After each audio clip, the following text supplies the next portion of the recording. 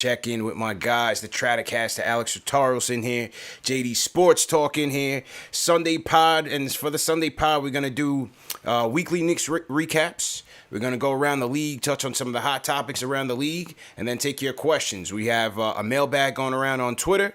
And then obviously the phone lines will always be up. 657-383-1509 is the number to call, or the KFTV Discord. I'm going to sit back and pretend that Giants game did not happen, but JD will touch on that later. But for now, JD, how you feeling, man? Preseason. Well, what's been your main takeaways of the week, man? Knicks 2-0 in the preseason.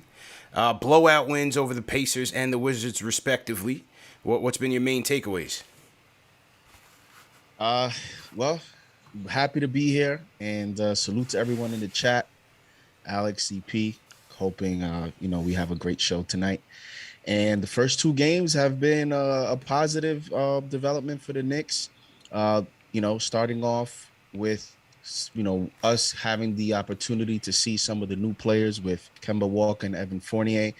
I think one of the first initial takeaways off the court, or I guess on the court, but from a health standpoint, is Kemba playing the first two games.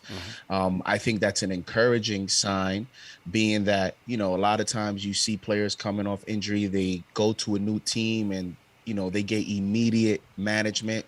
They miss preseason games, and then the season starts, and then you have the built-in excuse of, well, we haven't had enough time with training camp and preseason games to get some chemistry down. Kemba being able to, what it seems to, I haven't heard any reports of him missing practice. He's played the first two games. Mm-hmm. I think that's an encouraging sign for the team, being that Tom Thibodeau is a coach that, wants to build chemistry, and he is big on consistency. So that's the first thing. The second thing is RJ's defense. RJ's defense, to me, has been very, very good. I was encouraged by him taking on the assignment with Bradley Beal. I like that the Wizards played their starting five. And Bradley Beal played in that game, because going into it, that was a matchup that I was looking for. Mm-hmm. As one of the headlines in this season is, with Reggie Bullock and Peyton not here, is RJ that next man up to take those defensive assignments? And Bradley Beal is kind of like a short, shifty guard. So I wanted to see how RJ would do coming off screens, having to deal with a little bit of his elusiveness and speed. Mm-hmm. And I thought he responded very, very well. I'm encouraged by RJ's confidence.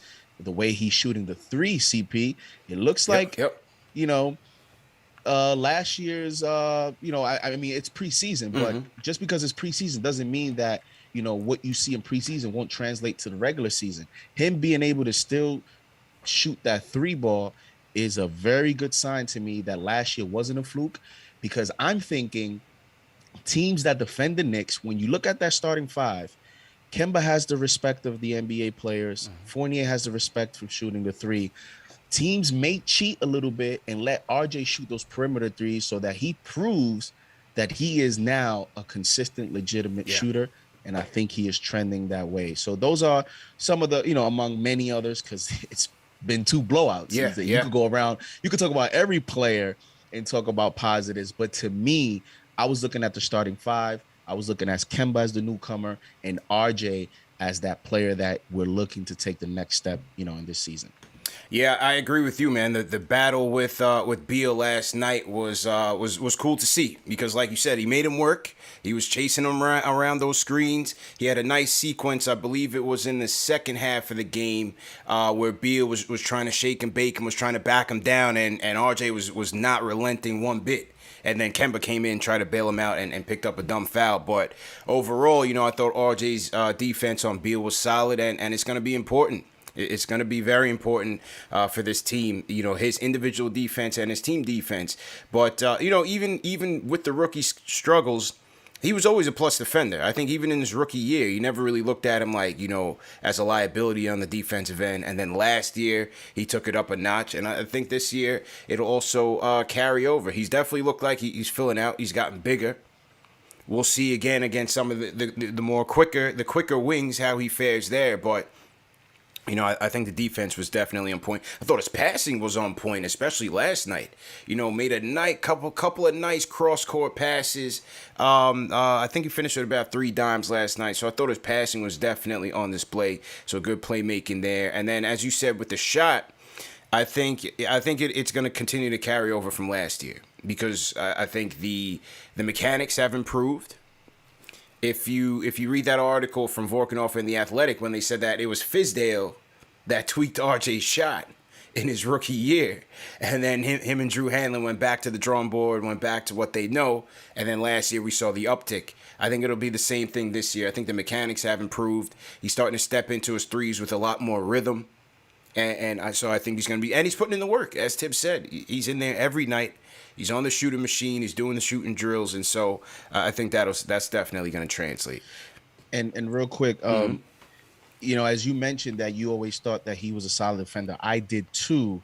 The only difference in this season is, as you know, when you're under the microscope now and things start to get magnified, and now you have the stage. Mm-hmm. This is his opportunity for him to showcase that and kind of stamp that as a plus defender. And, we start to talk about, categorizing players. He's talking about becoming a two-way player.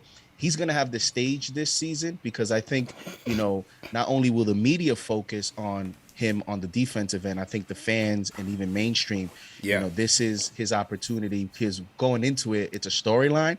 And we know already he is going to be that player that will be assigned to the top, wing and shooting guards in the NBA. So to me, a lot of people talk about the disrespect and him not getting recognized in certain lists and all that. I actually think he has a very good opportunity this season to kind of, go into that next level and start to get some recognition for, the other parts of his game. So I'm looking forward to that. A true story. Al, where are you going? Your thoughts of the week? Thoughts of the week definitely got to be with, I'm watching the first units too, first unit as well, because I want to see how Kemba and Evan want to how they fit into the starting rotation. But I'm looking at the bench, seeing if there's still continuity from last season, seeing if these guys are going to not only maintain, but take it up another notch, because Emmanuel Quickley and Obi Toppin were rookies last season.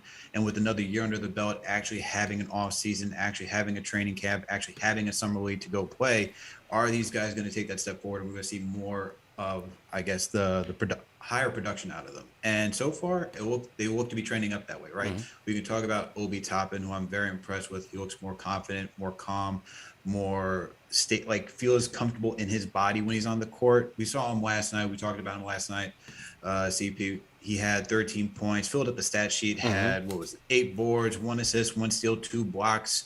13 points. He shot 2 for 6 from 3, 5 for 9 from the field within 28 minutes. He was all over the place in a good way, right? He was doing everything to help the team from a whole team aspect. He wasn't going to dominate by giving you a lot of points. He's not going to dominate. He's going to do what he needs to do by getting the boards. Mm-hmm.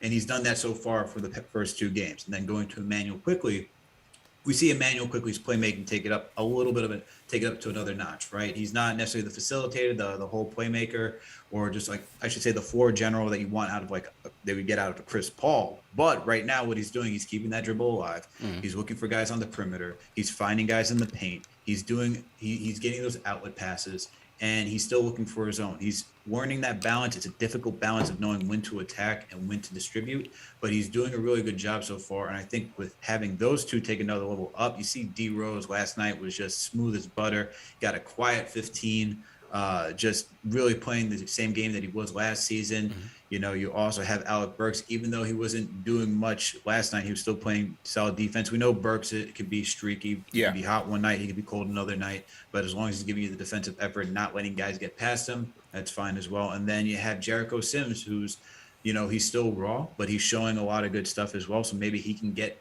some minutes here and there throughout the regular season. Once we get Noel and once we get Mitch back, we know those 2 guys are going to be our locked starting 5 to give us a rim protection. But so far, looking at that second unit, we should be confident, because last season this team was one of the top benches in the NBA amongst starting and bench units, right? Mm-hmm. I wrote a piece for KnicksFanTV.com saying when Derrick Rose handed over the keys to Kemba Walker being the starting point guard. I talked about the plus 17.8 differential for them as a bench unit. and that was calculated, I think, out of 171 starting lineups that had 100 minutes played together.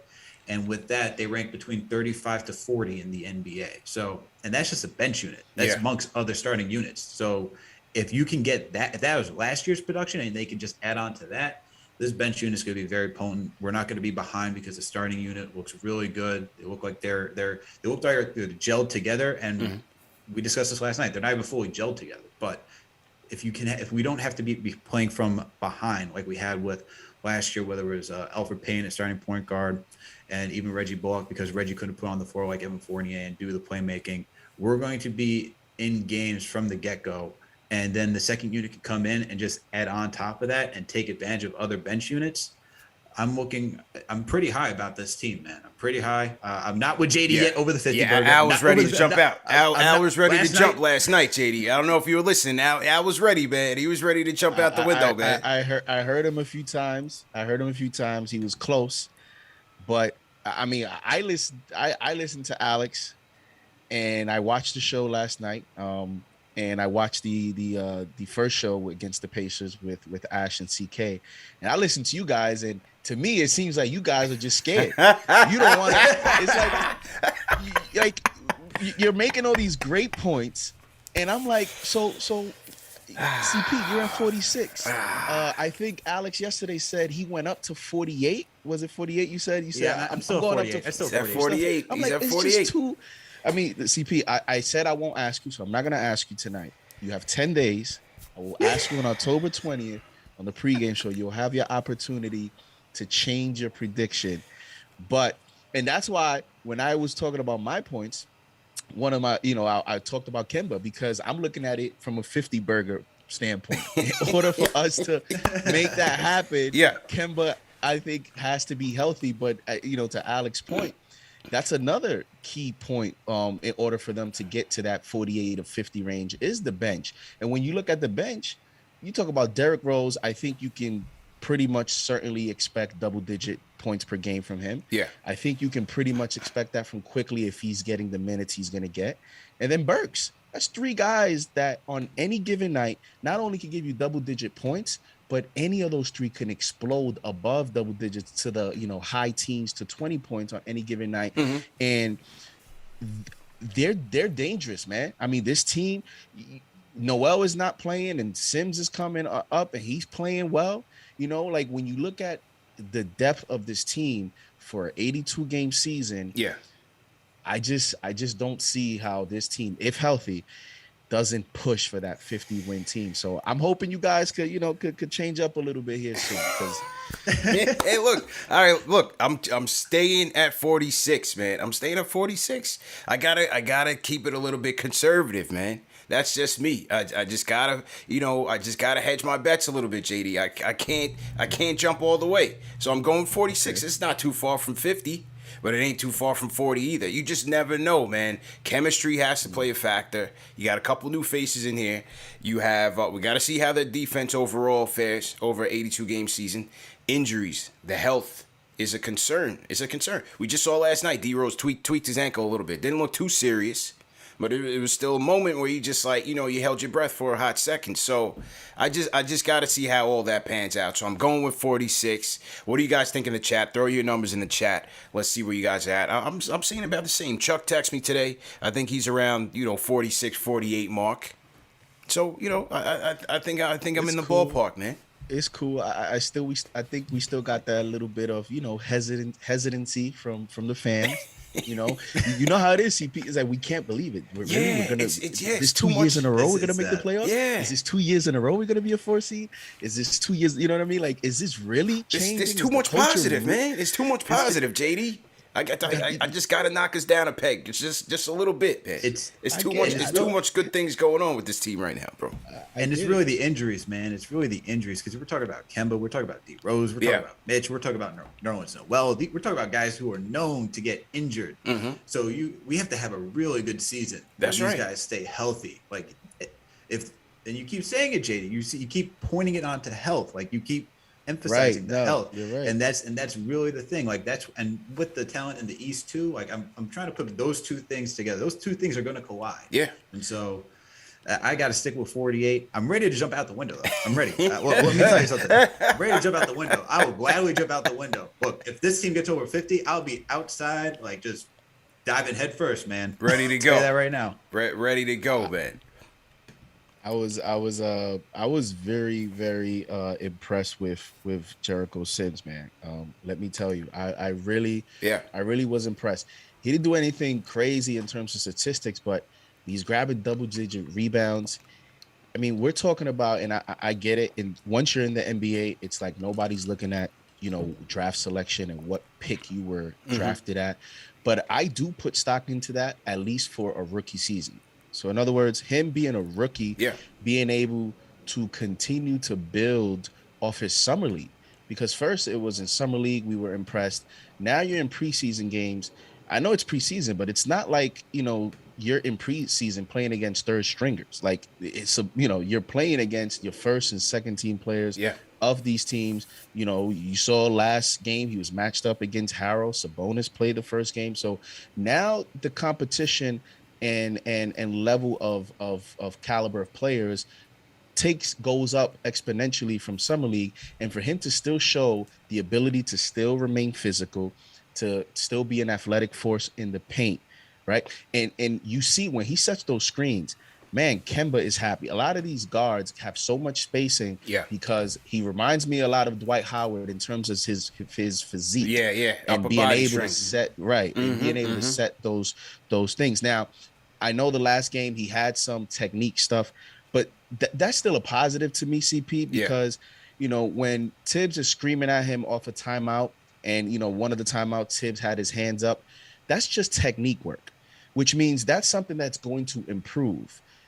So to me, yes, that's when he's raw. You expect that, but you see his natural ability there. You see, and you're able to validate the Knicks have something there at center.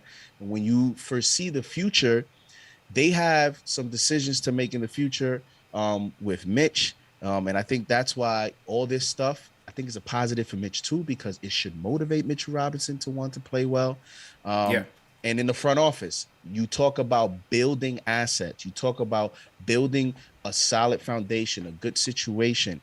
Every time some of these players play well, all that is doing, Kevin Knox, all it is doing is when you are involved in a potential big trade, you have a lot of pieces that you can throw around and kind of negotiate. Assets. So it can't be a bad thing for Assets. the Knicks. I don't want to trade these guys. I'm just saying.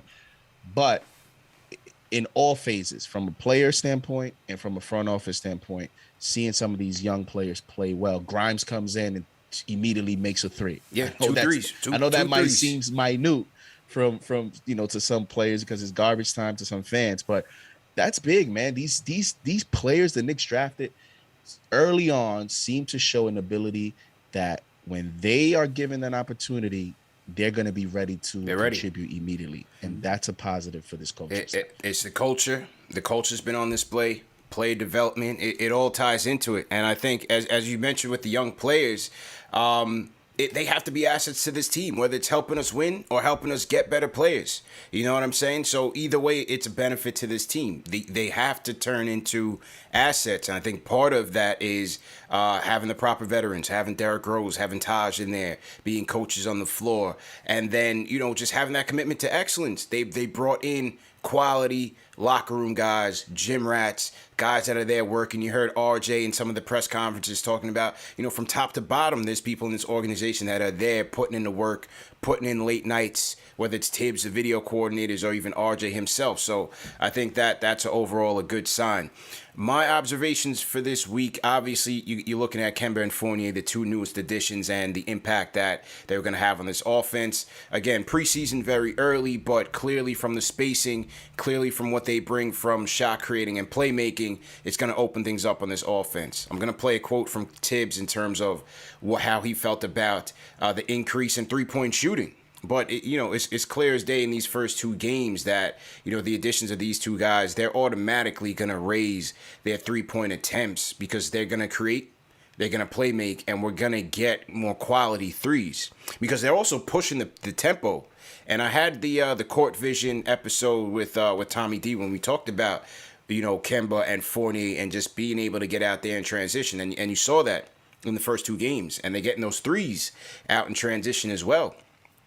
So now you're not only going to have Julius being able to push, you have RJ off the rebound going to be able to push, Kemba, Fournier as well. So that's four guys in your lineup, in the starting lineup, that'll be able to do that. Obviously, the bench, as we talked about, is going to be potent as well. So just looking at the two pieces in the starting lineup was my takeaway there. And then next, I'm going to the young players because I think, yes, the success of this team is going to be, largely on Julius's shoulders, Kemba, D-Rose. We know that, and Fournier. We know the vets are going to have to play their part. But for us to take it up a notch, remember, this team is pretty much set. The cap is locked in, and this is what we're going with unless we're making trades down the road. So the development and the improvement of our young players is going to be crucial to determining the ultimate outcome of this team. So that starts with RJ. It's Mitch when he gets back on the court. We haven't seen Mitch yet, but RJ so far so good. We're talking about quickly the things that he's trying to learn, how he's trying to evolve as a point guard. I think that's been a good sign. Obviously, when McBride and Grimes get their turn. But my primary focus this week, thumbs up this week, is for Obi. Because Obi is really, even last year preseason, that game against Detroit, you saw the flashes, but obviously he couldn't put it all together over the course of the year. But I think what we saw in the summer league moving into now, it's slowing down for him. You could see that the game is slowing down for him, and just the confidence. The confidence that he's showing out there is on full display. So I think Obi's going to be a big piece of why that bench unit is going to be even more potent this regular season, because last night another 8 rebounds for him in the starting rotation. Played good defense. Obi was solid defensively for us. Splashed a couple of threes, and Fournier found him for the backdoor alley-oop, which was popping too. So Obi's definitely getting some good run in these first two games. Let me play the Tibbs soundbite on the threes, and then Obi. Salute to everybody in the chat once again. Hit that thumbs up button for you boys. Sunday podcast, CP, Alex Rotaros, JD Sports Talk in the building. We'll take your phone calls as well, 657-383-1509. All right, let me get to Tibbs on the three-point shooting. Made threes tonight. Franchise record's 20. Obviously, that 24 doesn't count in the preseason. But your thoughts on that? I know you were looking for not just the number, but the quality. Yeah, both. And it was one of the things that, we've worked hard at for the last 2 years and over the summer, and also the guys that we've brought in. They're, very efficient at shooting them, so their shot profile is right. And then making the right reads, that's probably the most important thing, the ability to go off the dribble, attack the rim, and make the proper rim read. Hit the open man, and guys make the extra pass. We're going to have good rhythm threes. We also want to push the ball more. So that's something that we continue to work on. But overall, I thought we had some really good things. Obviously, we're still nowhere near a 48-minute team, and that's what we have to stride towards. And the fourth quarter, we got bogged down a little bit, so we can improve in that area as well. But overall, a lot of guys stepped in. I thought Obi played really well. I thought Kevin came in and gave us really good minutes. So that was good to see. Balance. We want to be strong on both sides of the ball. And last one for you, but you mentioned Obi. Just your thoughts on the extended minutes that he got, his production. Really good. He's worked extremely hard. And not just the offensive plays. I thought he had some really good defensive plays. And that's where we talked about his offensive improvement, which it has improved, but the defensive end, he's gotten better. And that's important for us. And when he's on the floor, the team functions well. He moves the ball side to side probably as well as anyone on our team. All right, JD. So a lot of high praise for Obi after last night's performance, man. What'd you think about Tibbs's reactions?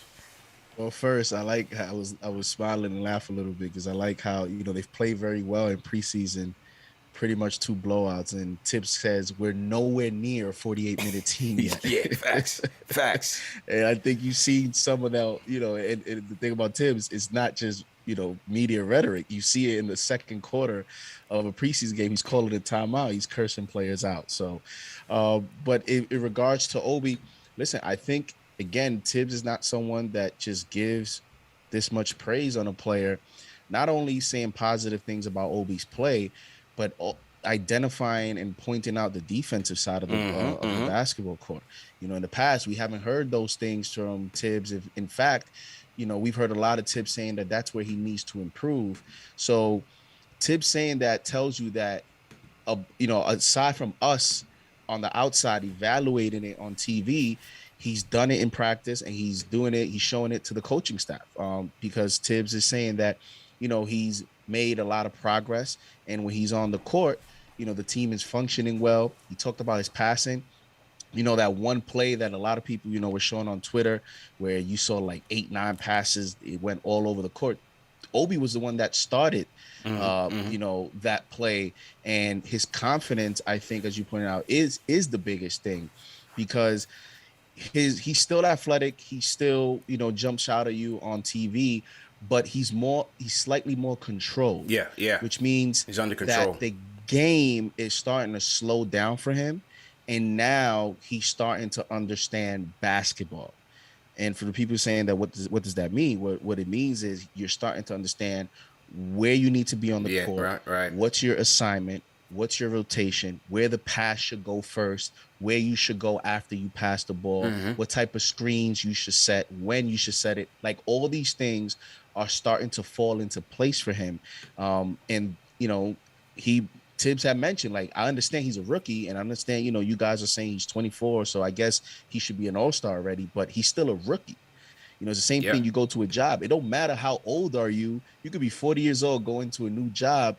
You still have to adapt to that company's, protocols and environment. So him being an older rookie, yes, the expectations are higher, but that doesn't mean that the process of being a rookie, being a sophomore, going into your third year, it doesn't mean that changes. You still have to go through it, and it's still an adjustment and transitional period. So a lot of encouraging things from Obi, and I was happy to see him respond yesterday as a starter. He started a little bit slowly, but you started to see the rhythm come as the game started to go along. So I'm hoping that he finishes the preseason strong and he continues. Again, we keep the same thing, increasing his value not only as a player but as an asset. But as an asset, yeah, good points. And he knows, just like everybody else, just like Kev knows, the key to his length and minutes he's got to play defense. He's got to play defense, and that'll be the key if we ever see that Obi Julius combo, if we ever need it. Not saying we need it, because obviously, we have a lot of talent at the 5 right now, a lot of defensive talent at the 5 right now. But if we ever needed to go to that, the way to it is going to be him being able to defend, protect the rim, handle his rotations properly, and I think he's on the right track. So that's good in that regard. Al, Tibbs also mentioned with the threes. He said that we've been working on it for the past 2 years in terms of just getting the proper personnel. He mentioned, having the guys that are efficient 3-point shooters, and also the fact that they're able to drive and kick, making the proper rim read. And I think having Kemba, Fournier, Rose, Quickly, Burks, RJ, Julius, that's going to be a big factor for us, man. It's going to be a big plus for us. Absolutely. And you're seeing them. I'm trying to get the number. I think it was what was it? It was 54 attempts that 52, they had yesterday? 52 yesterday, 52, 37 52. against the Pacers. Yeah, so you definitely see that the uptick in 3-point shots there's an uptick in the 3-point shot attempts, and it's only going to be better to create that spacing for Mitch, for Nerlens, for Julius, for RJ, for Obi, right? And I think this is Thibodeau adapting to needing the 3-point. We didn't have that. We were a good 3-point, percentage-wise team, but we didn't take high volume at all last season. It's very. Well, I think we were down. We were close to the basement. Yeah, we were close in the basement in how many 3-point shots we were attempting. But you need that, man, because that's how you're going to play with pace. That's how you're going to space the floor. So that's something. That's why you bring these guys in, and you just see it. You see how these guys are able to attack, go to the cup. They're able to get their mid range. They're able to shoot the 3. All because everyone can now shoot the ball from deep, excluding the centers, but everyone can shoot the ball from deep. And that just creates that space that we see throughout all of the NBA. We're truly getting to see a modern NBA offense on the New York Knicks. Good to see, man. Definitely good to see. So to everybody in the chat, once again, hit that thumbs up button for you boys. Sunday pod in here. CP, Alex, JD in the building. We're going to get to the calls in a second. Let me shout out the super chats that have come in. Richard David sent a super chat. He says, CP, eat that 50 burger. Amid Belford sends a $20 super chat. He says, KP, don't worry. Tibbs got this team already booked for the 50 piece. Now he could take a part-time gig and help Joe Judge coach the Giants, LOL, and turn their season around. Oh, I wasn't trying to get on them boys right now, man. Later, man. We'll talk Giants later, man. I'm still recovering, man, because I'm hurt. I'm down bad from that game, man. But we'll get to that later. On to good things, and you never thought that you would be saying this at some point, that Knicks basketball was the only thing that you're looking forward to in terms of New York sports. Jeez. What a time to be living. What a time to be alive. What a time to be alive, man. It ain't the Yankees, it ain't the Mets, the Jets, the Giants. It is Knicks basketball that we're looking forward to. So, very interesting indeed. All right, let's get to the phones. Sheik, Hudson Valley. Sheik, what's going on, man? What's going on, guys? What's going on? How you feeling, bro? Alaikum. Good. Yeah, I just wanted to say, you guys are putting on a good show. Appreciate as it. usual. I want to make sure you guys get the likes and more subscribes. You deserve it at KFTV. Putting on a good show, man, and the season coming up where everyone's expecting every win. We're going to be, even the losses, we're going to be watching you guys. So just wanted to shout you guys Appreciate out real it, quick. No doubt. The Wizards, they actually look really good on paper. I just wanted to put that out there. Mm-hmm. They got Kuzma. I mean, the starting five at least. Their bench is really bad, but the starting five looks good. They got Dinwiddie, Beal, Kuzma. Gafford was looking good out there. Mm-hmm. Caldwell Pope, he's streaky, but he can play well. His defense is pretty good. So that team, starting five, looks pretty good on paper. I think the Knicks did a good job. To be honest with you, no Randall. And I'm going to get to Randall in a second.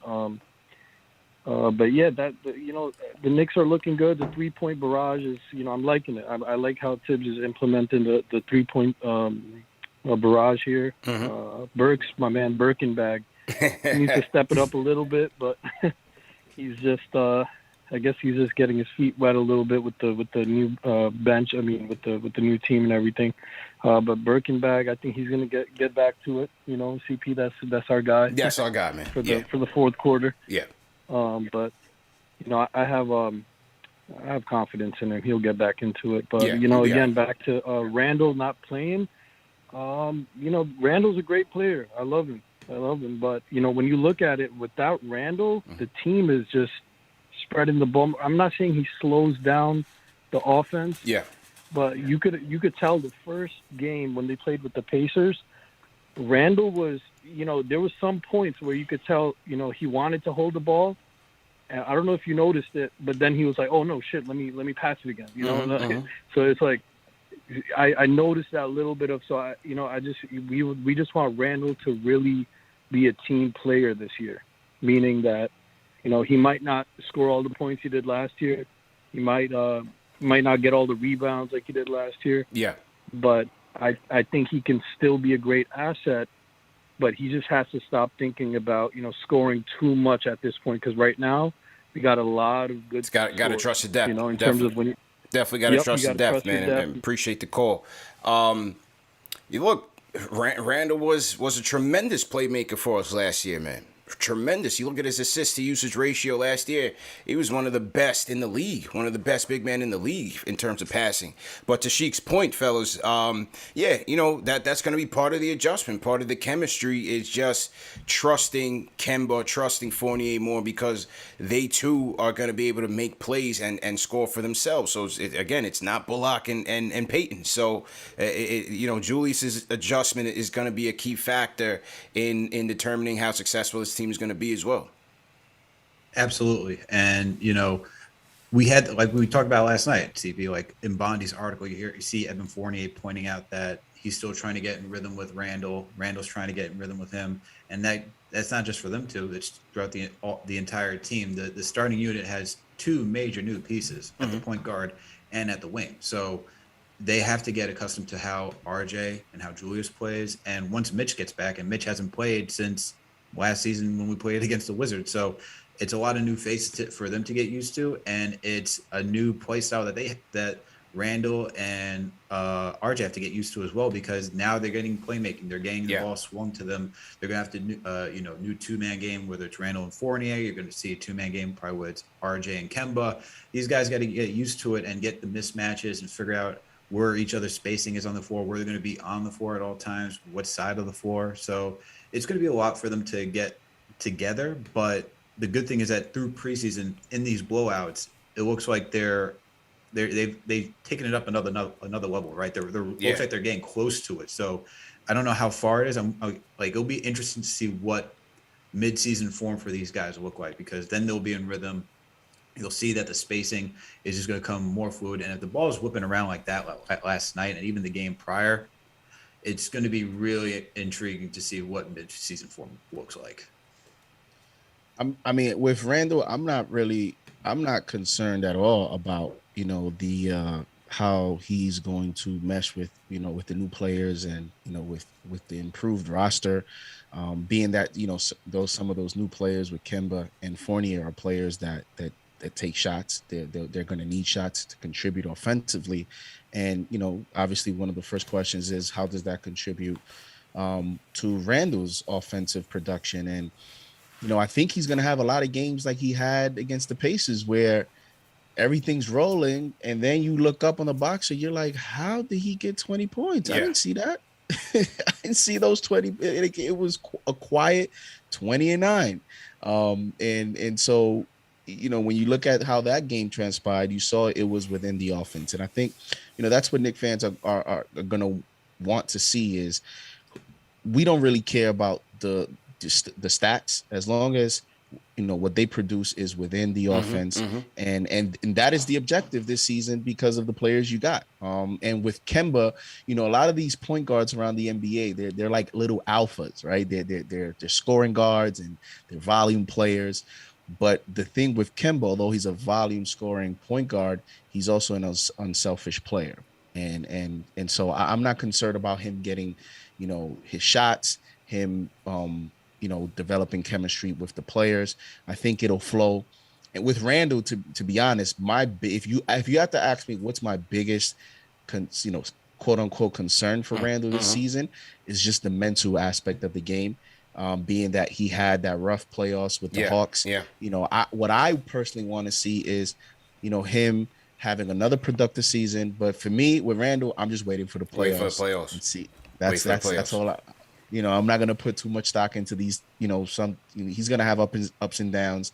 I know some fans want him to even have more, to increase his offensive statistics. I personally don't think that's going to happen, but that doesn't mean he's going to have a bad season.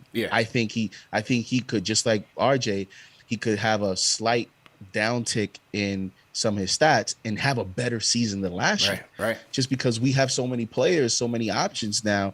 You're gonna have games like this where the Knicks are showing you potential to have some blowout games, and you're gonna have games where he has 16 points and he just doesn't play because of blowout. It's gonna be spread around, man. It's definitely gonna be spread around. I agree with you on that. Salute to the Rhyme Animal Chuck D. Everybody throw hashtag PE in the chat. Sends a super chat. He says Tibbs is perfect for New York, perfect for the mentality and prepping this team for the Microwave Square Garden. Physically, last year the team came in tip-top shape. This year, and he says that, in my opinion, prevents the injuries. He's going 45-48 with a deep playoff run. So shout out to Chuck. So yeah, me and Chuck on the same page, man.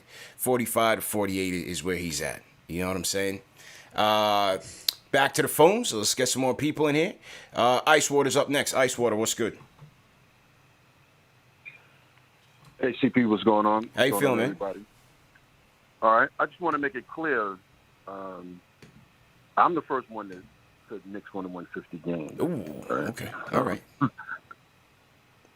Couple of shitlers. But sometime last month when we talked about it, I said my expectation was Knicks win 50 games and get to the finals. And after these last two games, it's just proven everything that I thought that this team would be. The bench is awesome, and the fact that Obi is a much improved player. I think makes the Knicks even stronger. The fact that you have somebody backing up Julius, to come in and average 11, 12 points a game, I think it's just going to make the Knicks that much more potent. Fournier looks good. Kemba looks really good. The team just looks really good. It is preseason, but it looks like, even though it is preseason, it looks like the other teams are playing hard too. It's not like everybody's just taking. Well, the Knicks are playing hard. Tibbs is not playing around. He's trying to get ready for October 20th, man. Tibbs is not playing around, so that you can count on. Right. And I mean, you even had a Kevin Knox sighting. You know what I'm saying? Yeah. So but the cohesiveness, though, the way it doesn't look like Fournier and Kemba Walker are new. Right. It looks like they've, you know what I'm saying? So yeah, I can just imagine what the team is going to look like, after the All-Star break. I don't want to go out on a limb and say 55 wins. I don't want to go out like that, but he's going 50 burger, but he's like 55. Whoa. Appreciate the call, man. Appreciate the call. He said he didn't want to go all the way up to 55, JD. He said, I'm gonna give you the 50 and just leave it at that. Might as well. He's saying Eastern Conference Finals. So. Yeah, he did. It was Ice Water that said Eastern Conference Finals, so he might as well go all the way out, Ice Water. He's trying to hang on to the ledge a little bit. One hand, couple fingers, Go ahead and drop, man. Go ahead and drop. All right, next up we got Will from LI. Will, what's going on, Will? Hey, what's going on, CP, JD, Alex? How you guys doing? Good, man. What's going on? Not much. First off, shout out to that amazing track put out by Jay Boogie. That thing was straight fire. Podcast track. Jay Boogie, if you listening, bro, that was so dope. Really, I listened to that like at least 5 times. It's so great.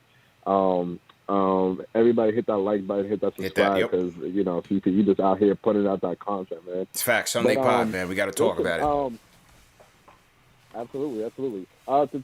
The thing that the first caller say, I disagree. I felt like we felt Randall's absence. Like, I feel like when you look at the scores, the last couple of games, it's been pretty even.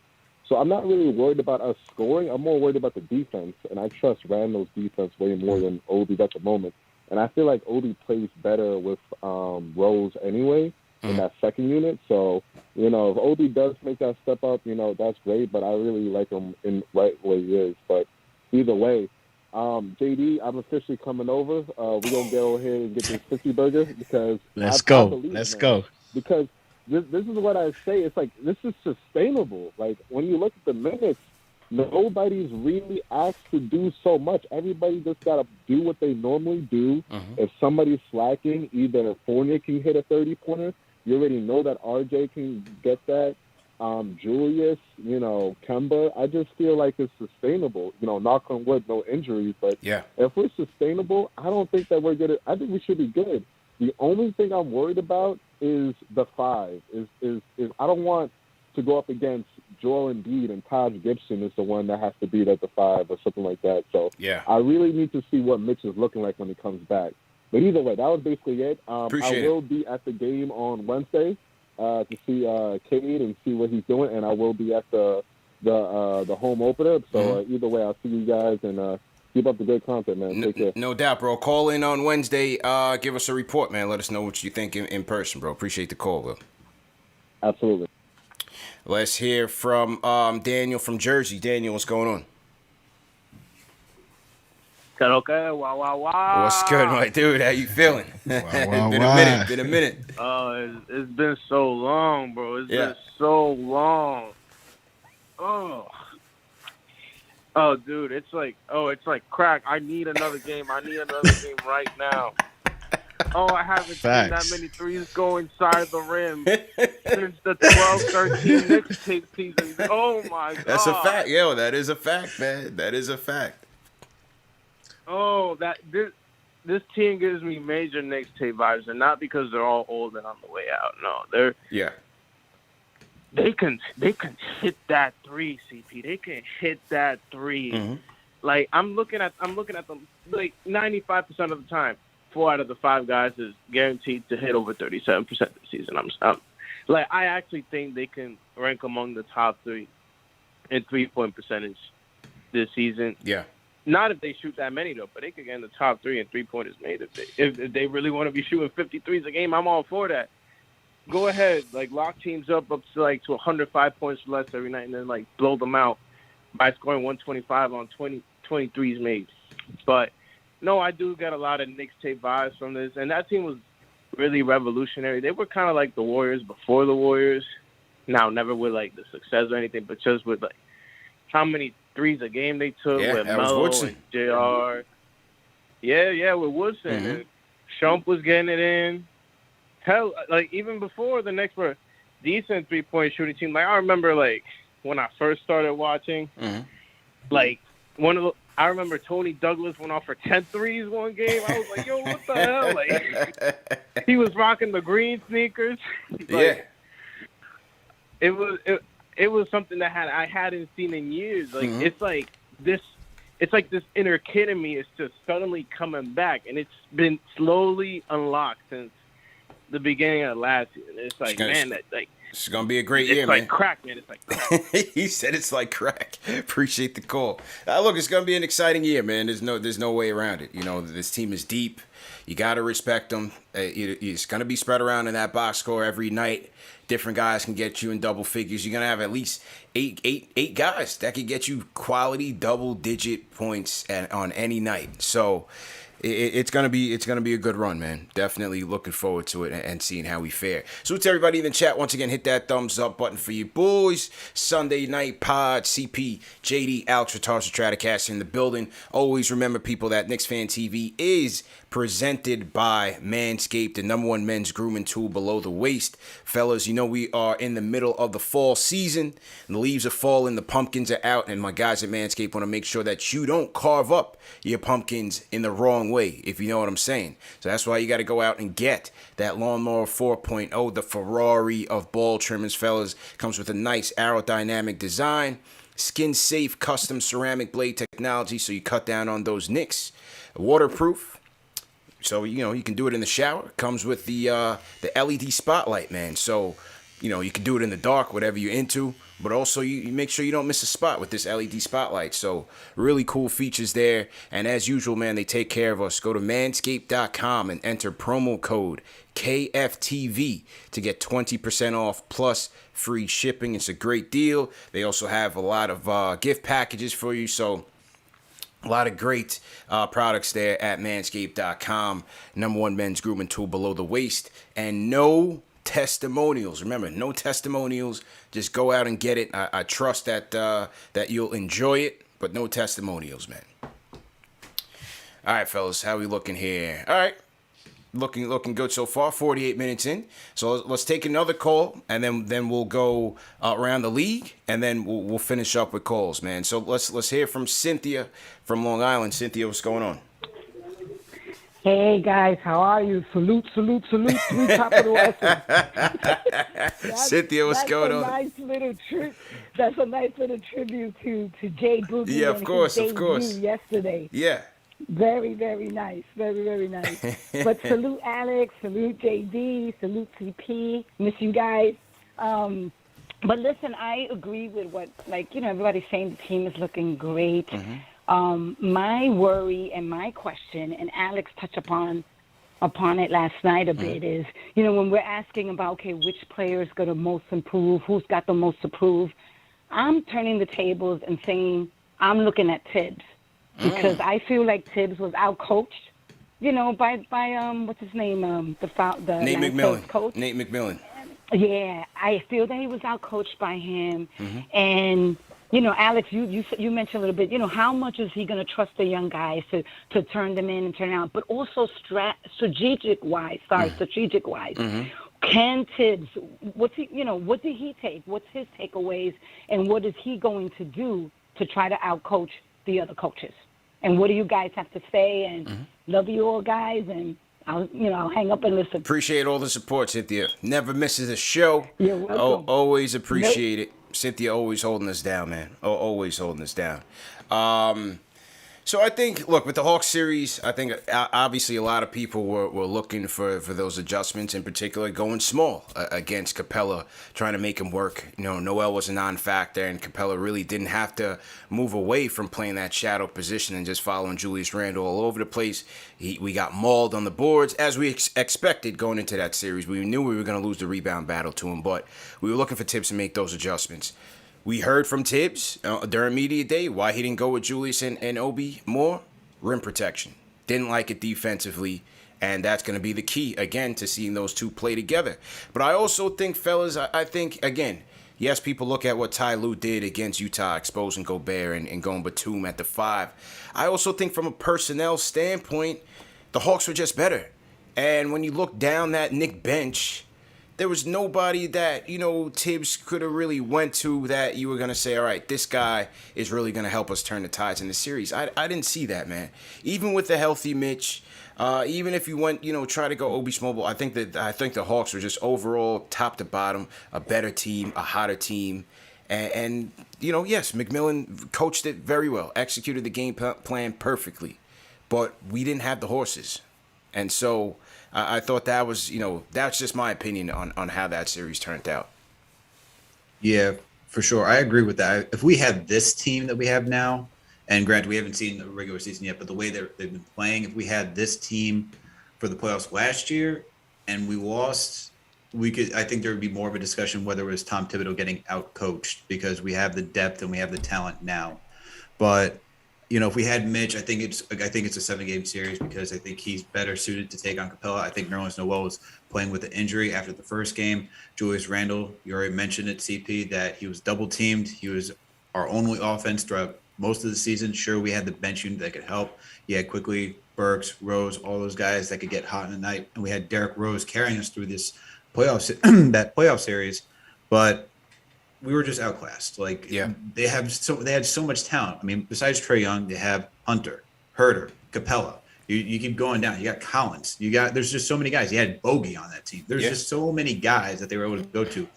I say they had 8, 9 deep that they can go to, and you can get you a bucket. And most of them were wings. They had a lot of wing depth, and we just didn't have the horses, especially on the wings, to guard everyone. Once you took that bench unit out, all those wings are 6'6" to 6'8" long, and they could shoot over people. So it was a difficult matchup for us as a team. I mean, once you take Bullock out, who was our best defender, who wasn't even playing necessarily the greatest defense that series, Bergs wasn't going to necessarily shut anybody down. And then that whole second unit, you're asking Quickly to then shut somebody down? It's not happening either because of his size and his length. So that was just a matchup that was just not in our favor. Hawks got hot at the right time. They were healthy at the right time too. No one had any injuries. It was just going to be a difficult matchup. But I would go back to say that this is still Julius Randle who has to prove something, and still RJ, because look, JD just touched on it. You want to see how he does in the playoffs. He had that mental gap last season in the playoffs. He said he overcomplicated things. He needed to make it simpler. He said that during the presser.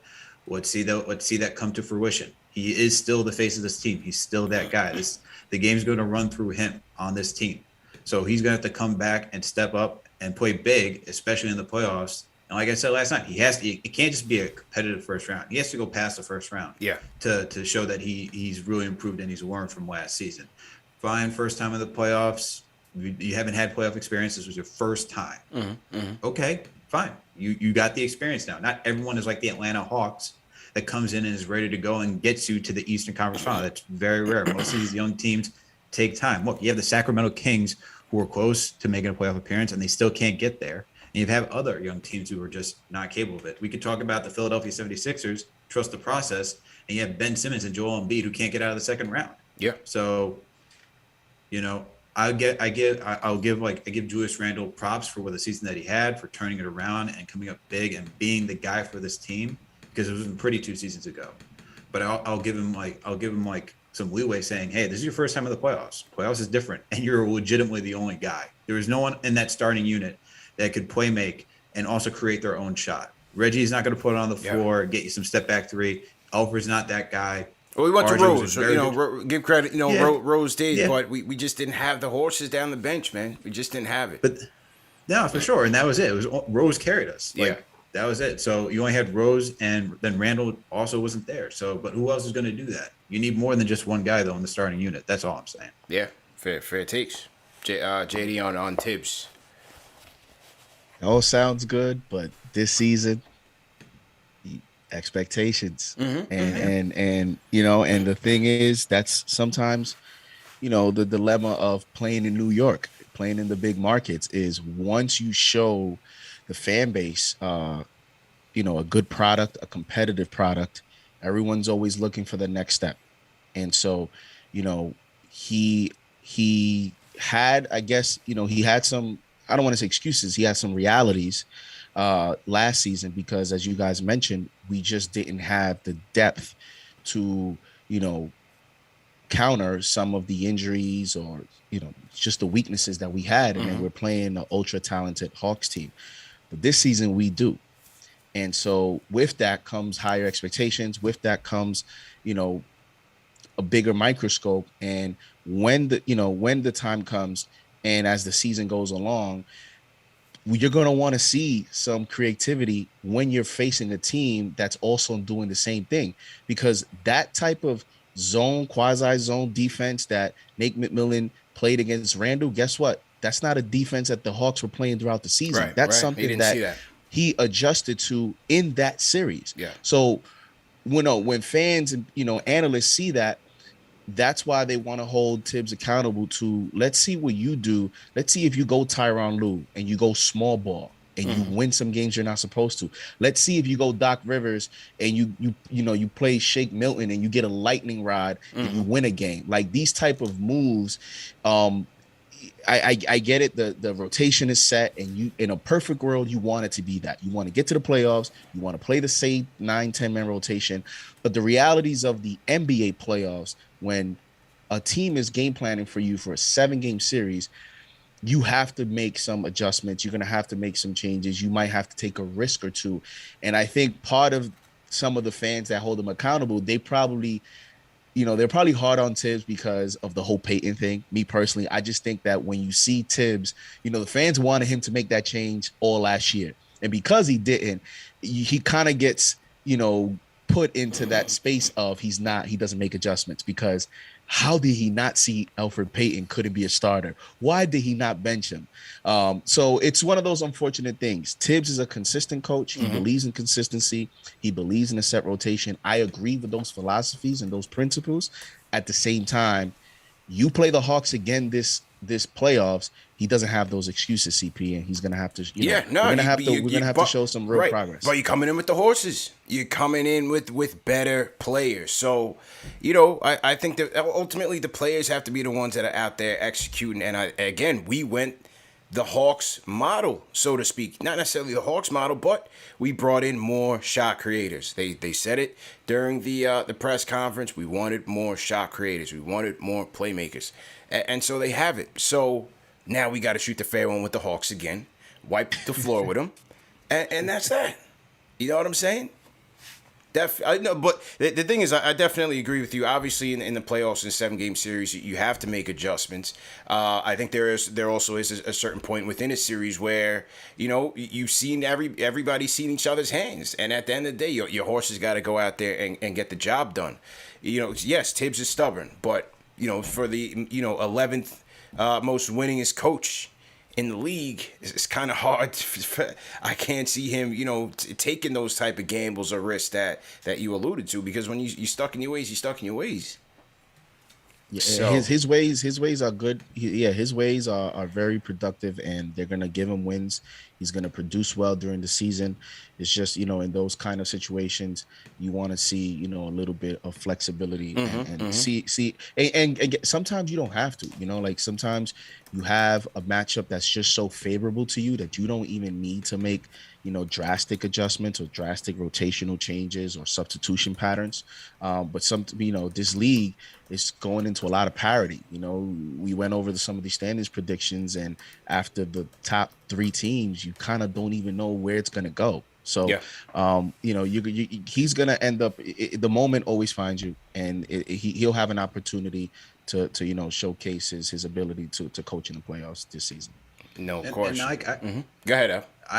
I agree with you, JD. Like in the fact that Tibbs has to be creative. That's why, like, I want that. I want to see that. But when you're looking at Tibbs and you look at his history, that's just, it doesn't scream Tibbs. Maybe he's learned. I'm giving him like the benefit of the doubt. Look, we're seeing up more 3-point shot attempts. That's something that any of his teams hasn't done. None of his teams have really done before in the past. So maybe he is adapting. But he needs to, because you pointed things out. When you get into a 7-game series, you can't do the same thing, because then you just have a game plan for like, oh, if he's just going to run this, well, I know what he's doing for seven games. But it's just, this is why I'm kind of like hesitant where I say, like, when you guys say, or anyone says, like, let's see Obi and Randall on the floor. I would like to see that. Do I think our head coach and Tom Thibodeau is going to break that much from character and go do that? It's kind of hard to see, but he should do it, because teams do play small ball. If you want to expose like a small, like a non-mobile center, go small and just run up and down the court. That makes a lot of sense. That's what, as CP said, Ty Lue did against the Utah Jazz with the Clippers. Right? Go small, because you get that floor space, and you get that creativity, and then it forces them to have to bend to you, and they're not prepared for that. They're not ready to see that, and that's where you can start finding some holes and then really exploiting them. But once again, like Tibbs last season hasn't had the guys to do that. Now he has the guys to do that. So this is where I could say, hey, there's no excuse. You have, like, we legit have 15 guys that you can put in there, even down to the rookies. They have something. Okay, if guys have to miss time during the regular season, you can get creative. You can now get creative, because you legit have 15 deep. You didn't have 15 deep. Yeah. Even though we had 10 guys that he was going to, and that's more than a bench that he's used to. He's usually known for using 8, max 9 guys. Like, he went 10 last season. That's big for Tibbs. That's a change for him. So I think he is slowly adapting. I don't expect too much change out of Tibbs, but this is the time now where he has the guys that he should be a little bit more flexible. And if you're looking for a slight little crease of, okay, like you said, Alex, he's slowly adapting.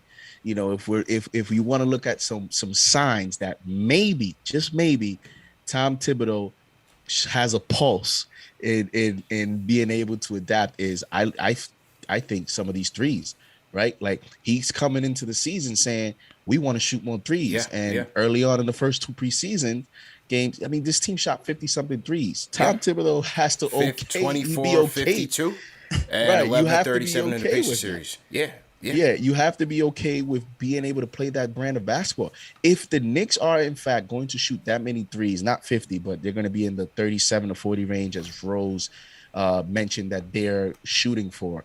This is new territory for Tibbs as well. He's never played that type of basketball. So that is a promising sign for me. And I think that's also why he's pushing like a Obi, some of these young players, to play defense in the event that you are faced in that tough playoff spot, and maybe you have to put Obi at center to take advantage of a matchup.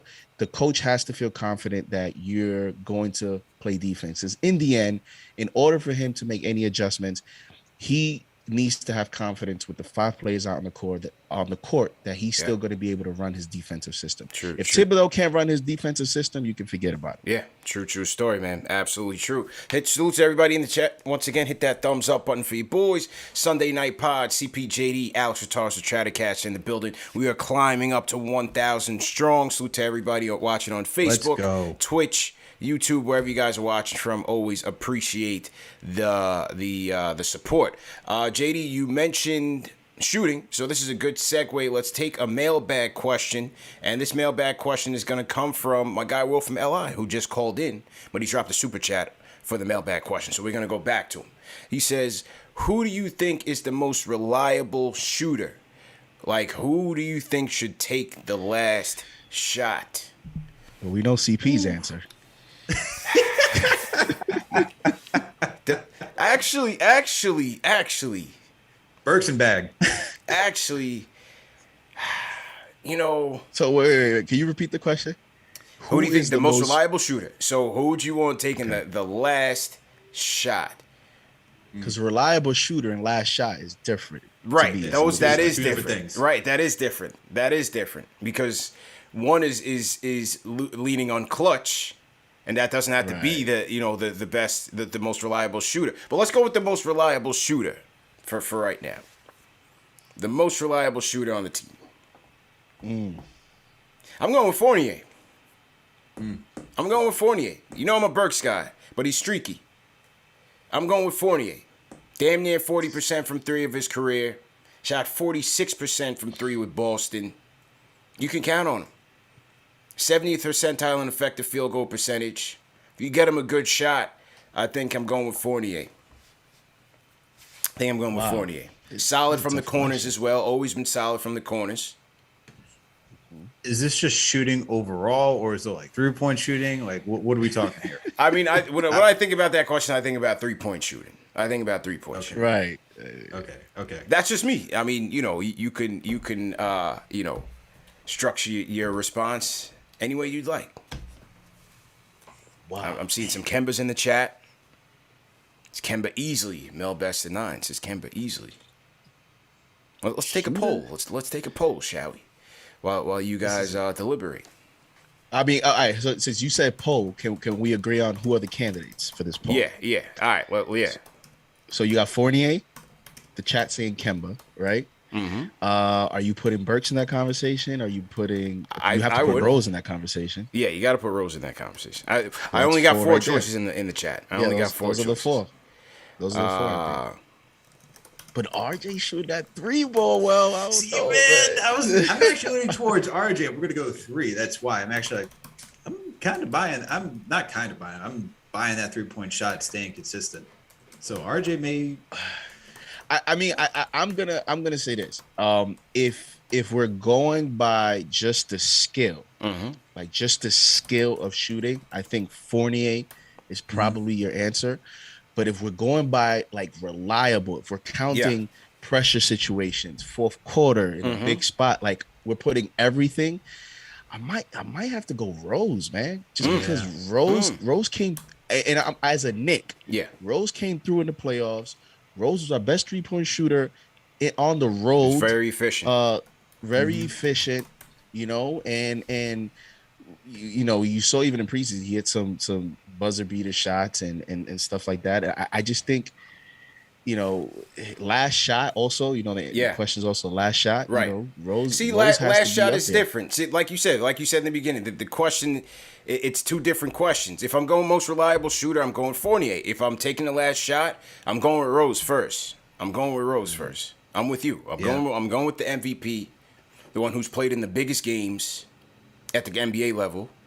I'm going with Rose first, but the most reliable shooter to me, I'm going with Fournier as the most reliable shooter. I mean, last year Rose shot 44% from three on the road, very efficient. 31% at home.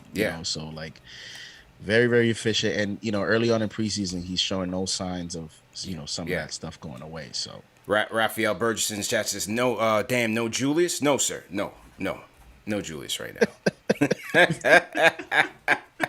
Hey, there are moments that were head scratching. No sir, no sir, no, not at the moment. That's all I'll say. Not at the moment. Last shot, no. I'm going with Derrick Rose. Kemba second. I'll even go Burks. Unless they're setting Julius up. Which I think they should look to do more often in the clutch. Get him some easier shots. Get him some high percentage shots. A lot of questions are going to be tough to answer with this roster, just because there's so many options for a lot of. Are we going to do we're going to do the closers episode again? The closers episode was a hit, man. Nope. Stop. Getting out of this. The closers, the closing lineup episode was a hit, man. But Al, you go back in the comments of that episode, man. You got some love. Some people showed you some love, man. There were some people who weren't too high on RJ being in that closing lineup. So you did get some love, man. Check out the comments. I just saw the poll, and the polls just kept telling me one after the other, not feeling Alex. So I'm gonna take the poll. I appreciate it. But I think if we're getting back on the shooting, I have to go with UCP. If I'm talking last shot, it'd definitely be Rose first because I just Yeah. remember the Memphis game specifically from Rose last season where he came up big. I would go Kemba Walker because cardiac Kemba. It's just his nickname alone, so you got to go put him second, and then got to go with Burks because Burks is another guy that can get hot. True. He's done it too, like late in the fourth, and he can get you some clutch points. But shooting, I agree with you on Evan Fournier, but part of me wants to say RJ because I'm buying that shot, man. I think year two RJ is really it's really like I'm really being sold on it. I know there were times last season that RJ would just clank it and he was really effective from the corner, but looking at his mechanics now, like dribbling into the shots, that's a big step, man. That is a very big step. And when you see Kemba like in preseason just finding him out on the wing and he's just knocking it down with confidence, just quick, just like not even no hesitation. Quick. That's fair. I'm buying RJ's shot, so I would put him like up there with Evan Fournier as a guy for, especially for this season, that I'm going to put my faith in. So far, the early returns in the chat are going D Rose at 39%. So I posed a question as who's the most reliable shooter. But again, I think people may be, conflating the two questions and going with the last shot. So to me, it's a little bit different. Fournier still came in second. He's getting some love. He's closing the gap. He's at 31% now. So Fournier's closing the gap. We got Kemba at 23% and Julius at 9%. Ooh, the chat. Ari's going haywire right now. Oh, I know. How come he has 3 experts and no one said IQ? I like IQ. I'll let IQ take the last shot. Yeah, of course. I don't know. I don't know if he's the most consistent shooter, but I'd let him definitely take the last shot. Of course. I think consistency. There were games last season, and it was known, like in his draft profile coming in, that he was a very inconsistent shooter coming into the league, and it showed last season. There were times where he'd go 7 for 10 from 3, and then there were nights where he'd go 0 and 8, and it's just you don't know what you're gonna get. You didn't know what you were gonna get on a nightly basis with IQ. So it's kind of hard to say consistent where I need to at least know you can make one shot. Like, sure, it's fine to have a game where you go 0, but there were times where IQ would go 0, 1, miss, and then he would explode again. And he also had the rookie wall last season. So it's kind of hard for me to put him up there in consistency where I saw RJ at least maintain 41% of his shot, 41% shooting from 3. And for the most part, he was always hitting at least 2, maybe 3 threes in a game last season. So that's why I'm going to put RJ over like IQ as like a consistent shooter. So to everybody in the chat, once again, hit that thumbs up button for you boys. Interesting question, great question, Will. And if you guys want to participate in the mailbag questions, you can always do so on the Sunday pods, man. Hit us up on Twitter, hit us up on Instagram, and drop your question when we throw it out there. A couple other topics around the league, fellas. A couple other hot topics. Steve Nash today said that Kyrie Irving, that the Nets are basically preparing for no Kyrie at home games because he has not gotten the jab. I will not say the V word because YouTube is very sensitive with that. So we'll just call it the jab. Kyrie Irving hasn't gotten it. We know that the Nets practice facility has been classified as a private facility, so he's able to practice with them, but he won't be able to play at home games, and he won't be able to play at Madison Square Garden against the Knicks. So very interesting, man. JD, how do you feel about that? Will Kyrie tank the Nets season? I'm here for the chaos, man. I'm here for all of it. I'm here for the drama and the chaos when it comes to the Nets, man. What do you think about it? Man, I told you, like, could you imagine? They don't have a KnicksFanTV. Yeah. So nobody's breaking that down. No. And that's probably why they went to the other side. I think Kyrie looked at some of the things that he does, and he's like, yo, I can't be a Knick. If I'm a Knick, man, you imagine like this story would be crazy. But I wonder, will he tank the Nets? I mean, we still have some time left, but it sounds like and if Kyrie is a guy that he's very strong in his beliefs, and to each his own, respect everyone's political perspectives and affiliations and stuff like that. But in terms of on the basketball court, I wonder if the Knicks benefit from all this. Can the Knicks benefit from that situation? Because now you're talking about 40 plus games. I think California is going to join that mandate.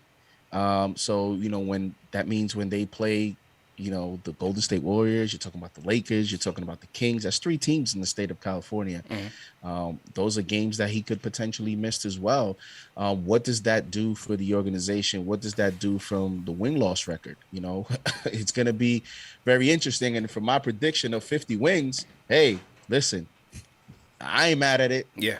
I'm honestly not mad at it from a basketball standpoint because, I'm trying to get as high as a seed as possible. However, this kills his trade value, right? Like who wants to get that type of, drama into their organization? Like who would want to deal with that? So it kills his trade value, even I guess if the Nets wanted to make a move. I think the Nets are stuck. What do you do? And if he's gonna miss games, they still have enough to win. They still have enough to win these games, but does that knock him down a seed or two? I think this playoffs is going to be very important on seeding, because when you talk about the Knicks, as this relates to the Knicks, you don't want the Nets to be a 4 or 5 seed, and then you're the Knicks, you're a 4 or 5 seed, and now you're playing the Nets in the first round of the playoffs. So I think this is very important for Knicks fans to watch as you see some of these things develop, because maybe not today, but later on the season, it could come back to affect us either positively or negatively. True story, man. I think, look, they're a deep team. They're gonna be ferocious, even with KD and Harden and them. They're gonna be nice. They had a good offseason, both in the draft and just adding veteran free agents. I wonder how it's gonna upset that chemistry, because they still never really got on the same page because they were always injured. One guy was injured, one guy coming back, and so on and so forth. So how does that impact the chemistry? And again, the seeding, how does that impact the seeding over the course of the 82-game season? It'll be very interesting to see how that plays out, man. Alex, what's your thoughts on it? Well, according to Alex Scheifer of The Athletic, Blake Griffin and everyone in the locker room apparently is not talking about the dilemma with Kyrie right now. So I don't know, as a whole team, how they're feeling about the situation. Apparently it's not being discussed, but I don't truly believe that. I think they are. I think they just don't want to say anything. But look, as JD said, it benefits the Knicks if Kyrie can't play at least 41 games. And think about it, it's not even only 3, JD, it's 4. We got the Clippers too in there in that state as well. You got 4, and then when the Knicks and the Nets play, Kyrie can't play because he's still in the state of New York. So we're talking over half the games, way over half the games we're talking about he's going to miss. Yeah. So as of right now, that's, if you calculate just half the games, 41 games that he has to miss, that's $15.6 million out the window. That he's not earning, because it's $380,000 that he misses per game. Man. So he will be, he can be at practice. You saw the New York City ordinance that allowed him to be at the facility because they claim the facility to be an office. I will now start saying that every gym I attend is an office. But I think for the Nets, this puts the Knicks in a good situation if Kyrie can't play to a certain degree, because Harden and KD are still 2 of the most prolific scorers. They're still, as you said, CP, they're a deep team. It's going to be so hard to stop them. Their defense is going to be interesting. I mean, the addition of Patty Mills, you still have Joe Harris on the team. There's a lot of guys that you got on that team that still gotta give tip your hat to, and just know that they're going to get theirs. So they're not going to be easy. I still think even if you don't have Kyrie, we saw what James Harden and KD look like on this team, just them 2 alone last season, especially when Kyrie was playing with them. And they're still a dynamic team. They can still easily be a top 2, 3 team in the Eastern Conference. So it just helps because you can potentially steal a game. We were very close last season in some of those games against the Nets when they had either just Kyrie and Harden, or it was just KD. We were still close in those games. So it'll be good for the Knicks as a matchup. But overall, this team is still, I still have this team in the top, going to compete in the Eastern Conference. Yeah, they're still going to be lethal, man. Like I said, I just like to see the fires raging in Brooklyn right now. Go ahead, Jay. Yeah, absolutely. It's beautiful.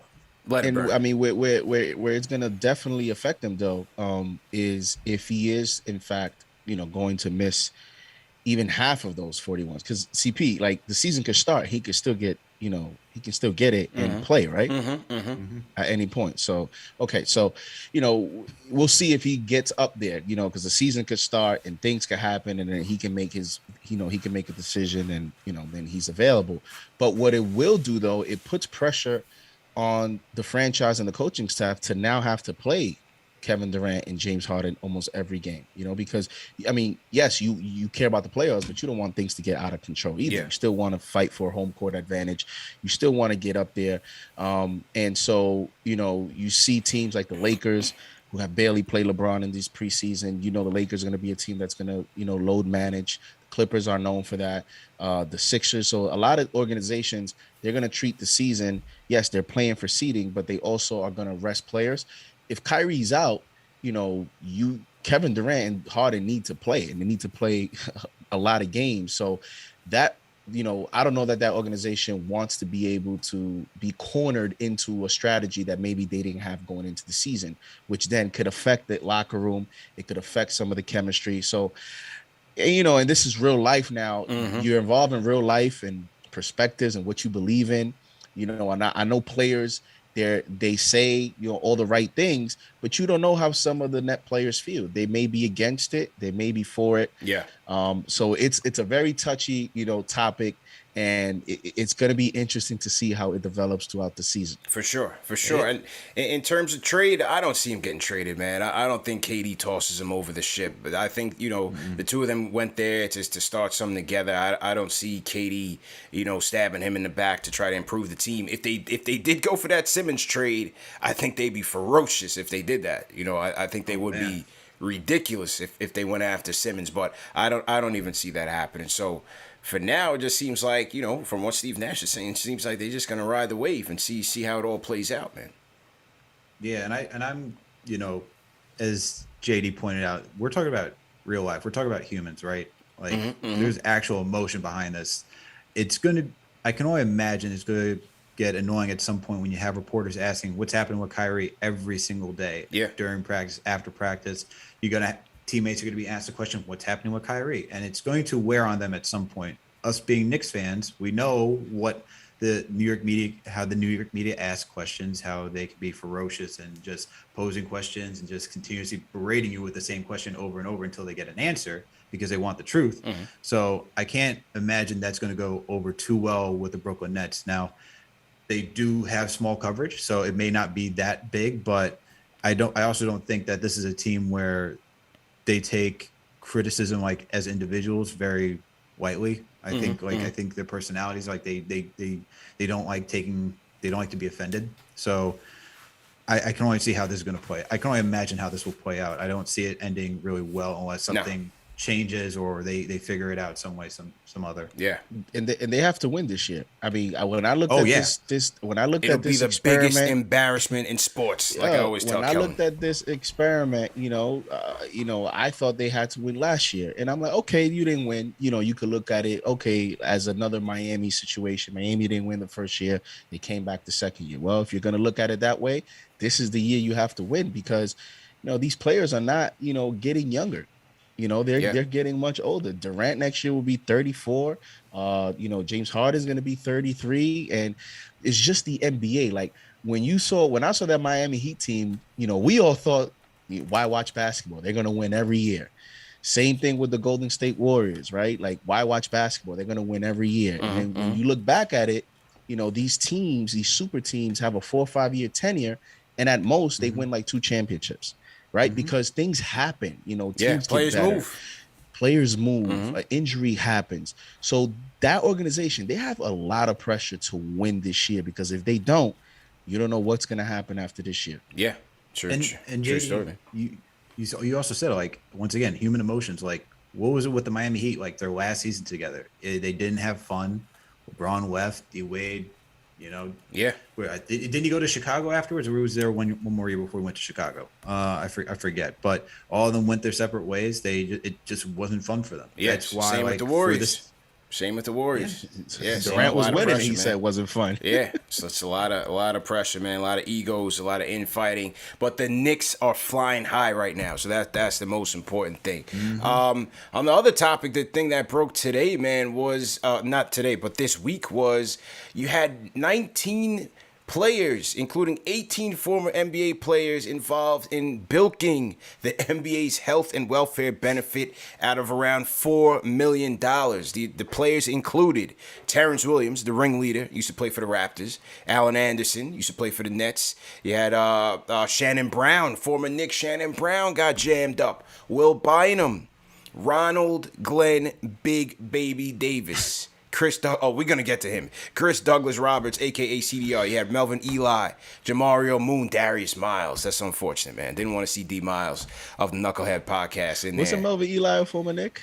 No, that was it wasn't Melvin Ely. We had I'm thinking Chris Wilcox. Chris Wilcox. Because they were similar. Like, Wilcox was nice for us, man. I was part of the Wilcox Hive. If you guys in the chat were part of the Wilcox Hive, man, throw it in the chat. I was definitely part of the Wilcox Hive, man. Beast at Maryland.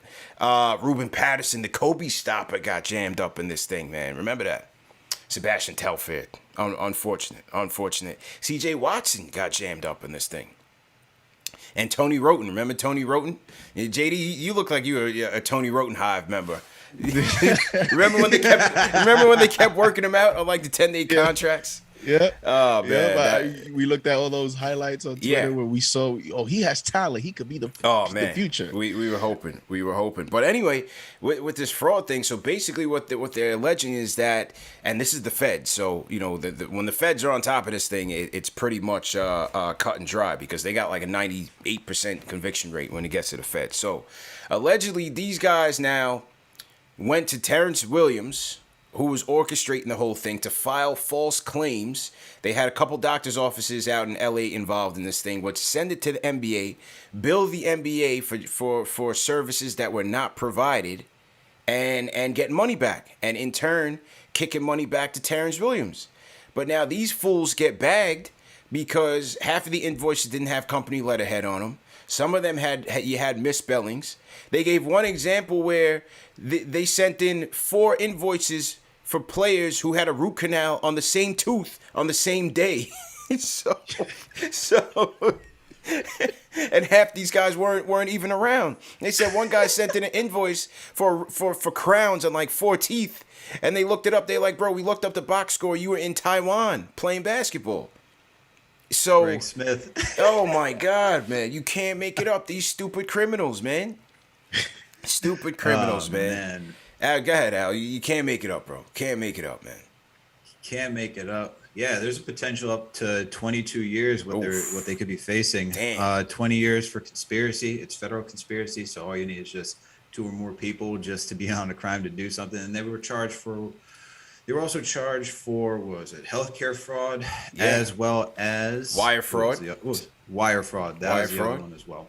And aggravated identity theft. Yeah, so all they felonies. They got Terrence Williams on the identity theft because they said when Chris Douglas Roberts wasn't paying his taxes, Terrence Williams impersonated someone from the insurance plan to basically say that, hey, you're getting jammed up with some false charges.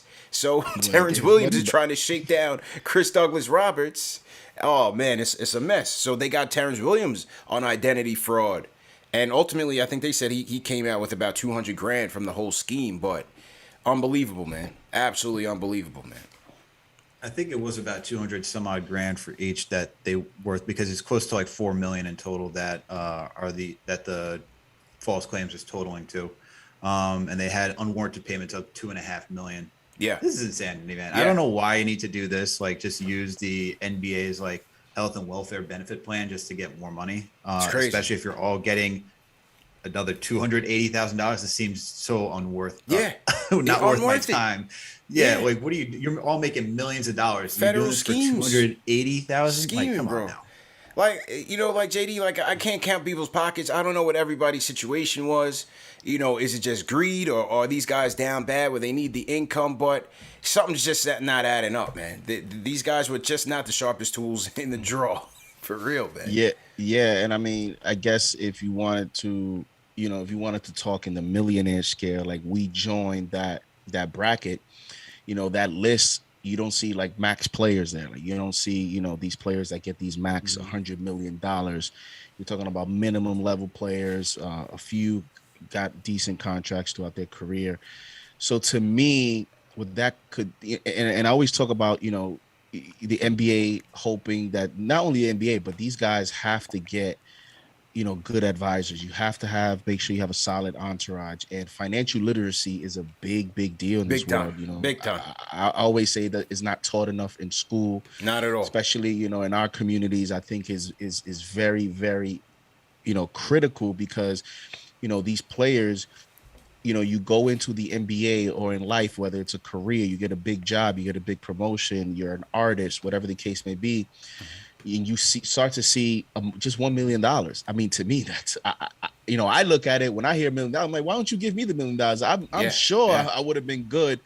Not everybody thinks the same, and not everybody has the resources or the knowledge to make good decisions. And sometimes you are awarded a privilege or a gift, or you earn something, and you just don't make the best decisions on capitalizing that or multiplying that income, so that you're not in a situation where you're even thinking some of these things. You don't need to do some of this stuff. And I think sometimes, in life, you see, in music or in sports or whatever, you see there's like in football, there's like a percentage of how many players actually go broke after, 4 to 5 years. Like some of these things are real. And sometimes it's not that. Sometimes it's just flat out greed and just people thinking like they're not supposed to. So I think it's a little bit of everything, but I also think financial literacy is something that's 100%.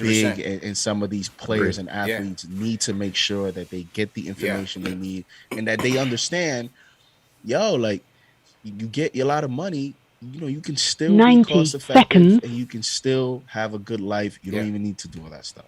It's crazy, man. And as you hit it on the head with the financial literacy aspect, it's something that's sorely needed in our schools and especially within our community. And it's something that I know for a fact that the G League Ignite, they added that component to it. The G League Ignite is where the players who want to opt out of going to college for that 1 year, probation period, you do go to G League Ignite. You do get, I forgot what the salary is. You do make a 6-figure income, but it also comes with, courses on financial literacy and just managing your money and things of that nature, which is very important because when you look at Big Baby, bro, he's 35. The average person who's out there working in corporate America, 35, you're not even at your peak of earning potential. You're still on the rise. A guy in the NBA, guys in sports, your shelf life is just a few years. And after that, you got to figure out what you're going to do. You got to invest your money wisely.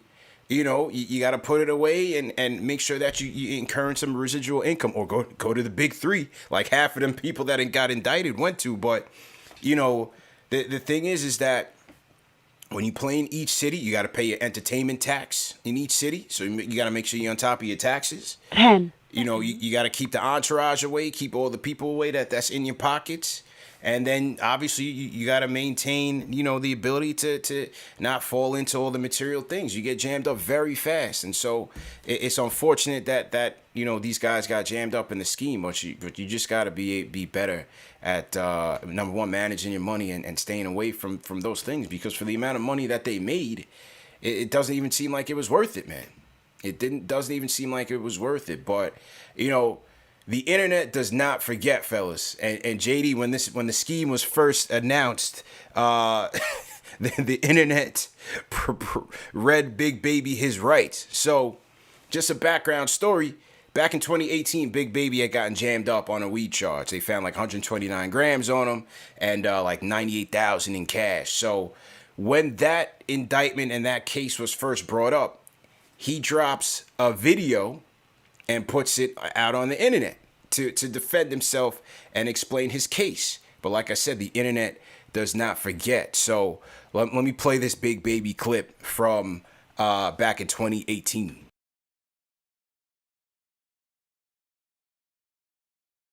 Big Baby, man. Don't believe all that shit on the internet. I will have my day in court. They just mad because a black man got money, man. Trying to keep a black man down, man. Hey, man, shout out Rollo, man. All them people, man, getting money, man. My shit legal, man. A lot of jump shots. A whole lot of jump shots. Popeye chicken.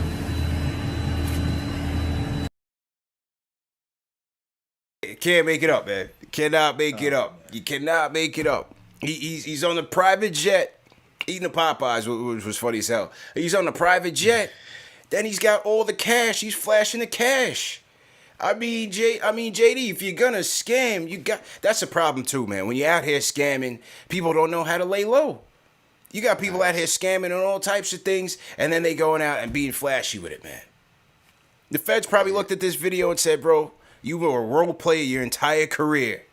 You're on a private jet, flashing a bunch of cash. That's a red flag, man. But the internet dug that one up. I think he was thinking, all right, don't worry about the money. Forget, they're not going to notice the private jet. They're not going to notice, the suitcase of money in the ring. They're going to notice the Popeye's chicken. So by me putting the Popeye's chicken, I'm going to scan them. They're not going to figure it out. Oh, man. Feds looked at that and said, something ain't right here. This guy's scamming. We got to see what this guy's into. No one in their right mind should be ever flashing stacks, okay? Whether it's on your Facebook page, making videos for anybody, it's never a good idea. Yeah. Just never a good idea. Quickest way to get jammed up, man. It's quickest way to get jammed up. Either investigate it or get robbed. Gotta be careful. You gotta move smarter, man. That's just the bottom line. Gotta move smarter. So anyway, that was it from around the league. Good topics. Great show tonight. Let's get to the closer, Jay Boogie, to wrap up the show, and then we'll see you guys Wednesday, man. Knicks versus Pistons preseason at the Garden. Jay Boogie, what's good? Yep. To this. 3 capital C's. I gotta switch it up. Pay homage to the woman inside our, you know what I'm saying, our chat. That's the madam, Cynthia. Yep. Much love and appreciation from you. That's the madam. Mm-hmm. I know Ashley don't mind. Ashley's the lady. Shout out to the squad, the GM, young Lloyd Banks. Shout out to my man, Alex Lex Luger, and the young Giselle. Everybody else that's following. Keep following. You know we're going to lay the jewels all the way down. Shout out to my man, Super Dave. Shout out to the great, the legendary, Mr. Chuck D himself. Start putting the MR in front of his name, Mr. Chuck D himself. That's a fact. Yeah, 50 just dropped another episode of the BMF. That's cool. Oh, yeah, I got to watch This is the KMF. This is Knick family mafia right here. This is what we got going on. KMF, the Knick mafia family. That's what we are. Man, I just want to tell y'all people, man, if you ever been held down before, I know you refuse to be held down anymore. Don't you let nothing stand in your way. That's my anthem. The song is called Ain't No Stopping Us Now.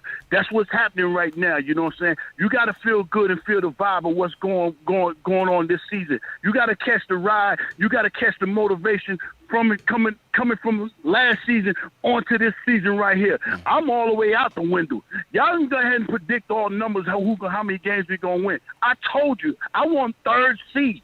See, when you have expectations, you look for the better. Them guys is not coming in this season talking about, yo, let's win 40 games. Let's win 1 series. Them guys is coming in there talking about championship. That's how I feel. We need to start talking about championship. Start talking things in existence. Start feeling great about the team. Because when the times was bad, you know what I'm saying? The times was bad. We couldn't talk about those things. When the office was bad, when the coaching staff was bad, the bad contracts, you know, all that was bad. The teams was bad, you know what I'm saying? And we was getting talked all the way out of the city through the worstest TV shows. But now you need to switch that around. Feel great about the team, man. We had a high ride last year. They said 21, we went to 41. You know what I'm saying? They ain't want to even think about the playoffs. We went to the playoffs, you know what I'm saying? I told y'all that P word, you know what I'm saying, was going to be P8. I told you the AC. And the funny thing about me saying that we was going to make it to the AC, if it would have been a real season and we was in the West, we'd have been the AC last year in the West side. That's how good our team was last year, man. You got to feel good and feel appreciated. Look, when was the last time you felt this good about going into the preseason game? When was the last time how you been feeling about these topics, you know what I'm saying? You feel great every day about talking about the Knicks. That's how we ride and that's how we living, man. We on top of this thing right here, man, and I don't let nothing get in our way. Ain't no stopping us now. Everybody get ready to do what they got to do. The team is unified. This is a squad. We don't have a bunch of players just coming in there, some dumb guys like them guys that try to get them millions. Them professional dummies, man. We don't got no guys like that. We got all great locker room guys. That's why just the other day you heard the GM talking about I would have been okay with Porter Jr. coming over here because we got them leader-type guys in our locker. We certified with what we got going on, and I appreciate and love everything that we got going. This our season, man. You got to feel it. I told y'all what was going to happen last year. I'm telling you, third seed. Brooklyn on one it, you know what I'm saying? They don't even care what seed they're going to be. I know we better than Boston. I know we better than Atlanta. And you saw what we did to the Pacers. Only teams that I think, you know what I'm saying, that might give us an issue is Milwaukee and Miami. I don't even see Brooklyn because they ain't even going to have their whole team. And when I come up in the guard, make sure Kyrie ain't nowhere in the building because he ain't checked. I'm good. I'm healthy. I don't need him around me, you know. I don't care what they got going on over there on that B side, you know what I'm saying. I just love this orange and blue and what we doing. I love what we doing right here on all these podcasts. I love what y'all doing right there in them chats every day, man. This is what we live, we breathe, we think, we feel, and this is how we gonna be until, you know what I'm saying, that tip off. I see y'all Boston night, man, and keep in mind, don't look for me to call in on no bum night. No bum if nights. we supposed to win, I'm not calling in, man. I need all real games, man. Peace, peace, peace, peace. 3 capital P's. Let's go. Salute. 3 capital S's. That was for Cynthia, man. God bless y'all. Y'all have a great weekend, man. Peace. And he's out of there. 5-star call from J Boogie, a.k.a. No Bum Nights. Let's get it going. Throw a 5 in the chat for J Boogie. The preseason sermon has been laid down. Great show, man. Great way to end the show, fellas. I need Jay Boogie to come with me to every job. Because, like, my goodness, he's only going to get me hyped. He's going to make the future employer hype, man. Woo! Yeah, he's the best candidate. You're not going to get someone better, Alex, from the job. Work ethic. Like, you'll get anything you want with Jay Boogie. That's a fact, man. That's a fact. Great call as usual. Great show, everybody. Salute to Chuck D in the chat once again, man. Salute, Chuck. Appreciate that. Yeah, man. Everybody who tuned in, appreciate all the love. Back at it on Wednesday. Knicks versus Pistons. We'll get to see the number 1 pick, Kate Cunningham, in action, so that should be interesting as well. The fan poll has been updated, fellas. Who's the most reliable shooter on the team? Evan Fournier has edged D Rose by a count of 38% to 30. All right. So the chat went with my selection, man. Fournier. So, well, we'll see what happens, man. But great question by Will, as usual. More super chats came in. The Fletcher says he's going with the 60 piece. Playing with the lead this year is going to feel different than crawling back into it. Playing with the lead / defense, our depth / continuity. He's going with the 60 piece. Junior Karoma in the chat says he's going with Burks. The guy was so clutch in the fourth quarter for us last season. He closed some games out for us last season. Definitely missed the fourth quarter. Shout out to King Matthews. He says, no, not my boy Tony Allen. Yeah, Tony Allen was in that in federal indictment too, man. Tony Allen got jammed up, unfortunately. Yeah, just ridiculous. That you know, this is going down with these guys. But hey, live and you learn, man. Live and you learn. What else? Al, I know you didn't catch a fight last night. JD, you catch a fight last night? Yes, sir. It was a great fight. It was a great fight. it was a great fight, man. Yeah, it went the way I expected it to go. I knew Fury was gonna outbox him. Wilder fought valiantly, man. He got lumped up. He got lumped up bad. But you know, he fought. I thought from the fourth round on, he had no gas. Ended up catching Fury with a couple, knocked him down twice. But Fury was just too tough. He's too tough, man. Yeah, to me, Wilder's like that NBA guy that you just say has just ridiculous talent. Yeah. But needs to polish the Still skills, raw, needs still technique raw. work. Yeah. You know what I mean? So he's like that type of guy. And then Fury is like that experienced, you know, tactician. You know, just knows what to do. Yeah. He doesn't really wow me, but he just knows how to, win. He's tough, fights, man. He's tough. Had my But, man's hey, eardrum split, man. Caught him with so many shots to his ears. Crazy, man. Wilder took a Yeah, beat. Wilder almost did. He almost pulled it off, though. Yeah. He knocked Fury out twice in one round. Yeah, I knocked him thought down that's when twice. he had him there. But he didn't close it, and it's funny because I've heard a lot of talk about people thinking that Wilder or Fury could beat Mike Tyson. I'm like, what? No way. Nah. These guys couldn't stand a chance against Mike.